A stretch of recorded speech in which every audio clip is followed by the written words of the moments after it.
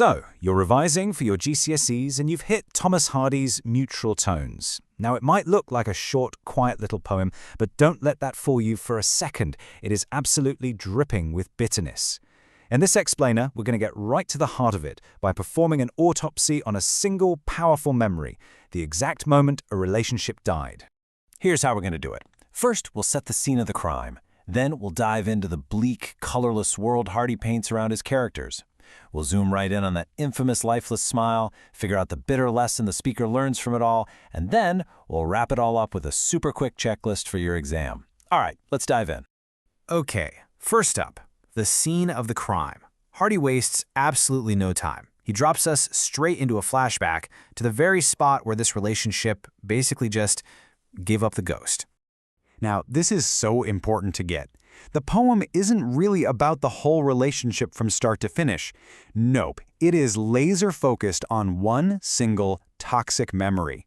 This one moment by a pond has become a permanent filter, kind of staining everything the speaker has felt about love ever since. It's like an emotional photograph he just can't or won't put down. So let's see how Hardy builds this.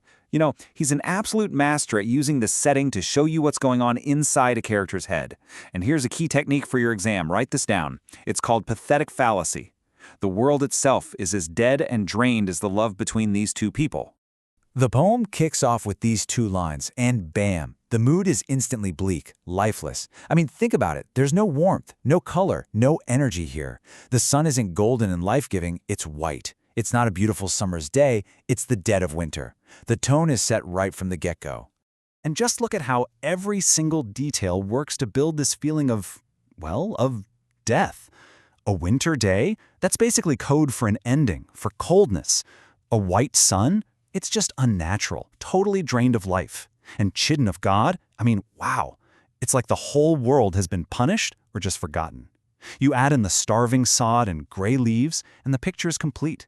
The landscape isn't just a background, it's a perfect mirror of their dead, colorless relationship. So we've got this dead landscape. Now Hardy zooms in on the two people standing in it, and he uses this incredibly sharp language to show us just how disconnected they are. If you thought the setting was cold, wait till you see the interaction. It is absolutely freezing. So, how does he do it? How does Hardy really prove to us that there is absolutely nothing left between them, not even a spark? Well, he focuses on the face. And there it is, probably the most famous line in the whole poem, and for a very good reason. A smile is supposed to be about life, right? About warmth and happiness. But here, Hardy just twists it into the deadest thing. It's so lifeless, its only bit of energy is being used to actually die. It's a brutal, unforgettable image. Okay, exam hats on for a second. Here's your key literary device for that quote. Oxymoron. An oxymoron is when you just smash two contradictory ideas right next to each other, like deadest thing alive. It's a perfect tool here because it nails the weird state they're in. Yeah, the relationship technically still exists. They're standing right there. But emotionally, it is completely, utterly dead. And the evidence just keeps on piling up. He moves from the smile to the eyes, and they aren't filled with love or even hate, which would at least be something. No, they're filled with total boredom. Her eyes glance over him with the same lack of interest you'd have for a boring old puzzle you figured out years ago. There's zero connection, just nothing. All right, so the relationship is dead on arrival. We get it.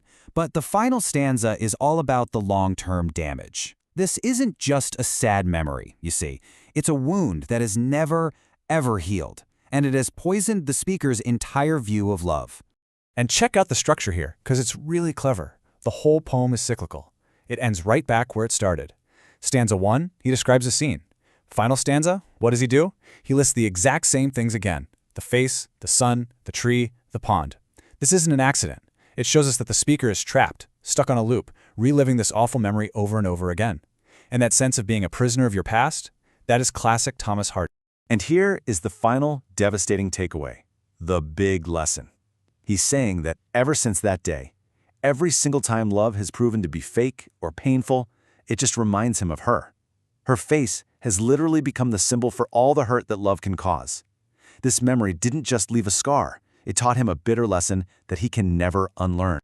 All right, let's pull all this together into a quick revision checklist. If you're cramming for the exam and you only remember a few things about this poem, make it these points. Okay, rapid fire. For form, it's a dramatic monologue. One guy, his powerful feelings. For structure, you've got those 4-line stanzas, that ABBA rhyme scheme, and please remember that cyclical structure. He's trapped. For language, you have to talk about the bleak imagery, those neutral tones. Mention the oxymoron, deadest thing alive, and pathetic fallacy. Key themes are obviously the death of love, painful memory, and bitterness. And for context, just link it back to Hardy's generally gloomy view of love and fate. Got it? Good. And that kind of leaves us with one last thing to think about. The whole poem suggests that one single powerful negative memory has the strength to poison everything that comes after it.